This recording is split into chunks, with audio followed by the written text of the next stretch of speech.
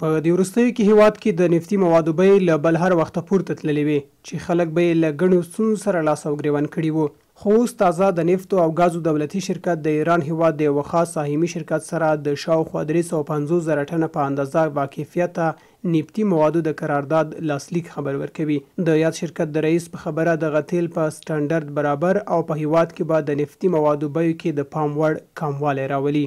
یو قرارداد وسو چې تقریبا 3 لکه ټن نه اضافه تر 3.5 لکه ټنه پورې موږ یو قرارداد وکړو چې هغه به د موږ په سټنډرډ هغه تیل د موږ په سټنډرډ به برابر وي.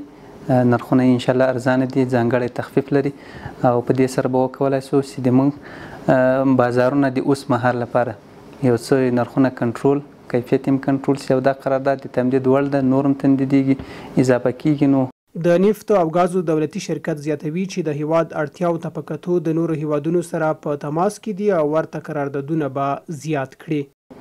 انشاءالله له نورو هیوادو سره، روسیې سره، ترکمنستان سره د هغوی سره هم په جریان کې یو.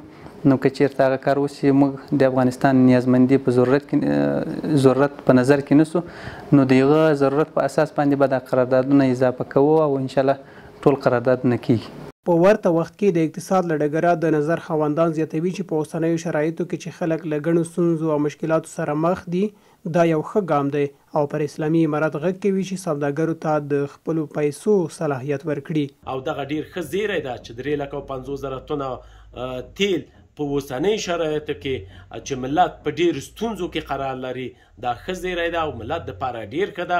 هیله مې د حکومت امارت اسلامي نه دا ده چې باید تاجر ته د خپل د پیسو صلاحیت ورکړي تر څو چې د خپل د پیسو نه ټیټي او ترانسفر وکړي تر څو چې دغه ستونزه د ملت حل شي. د یادولو وړ ده چې په هیواد کې د نفتي موادو ترڅنګ د خوراکي توکو بیې هم 2 تر بله هر وخته لوړې شوي دي.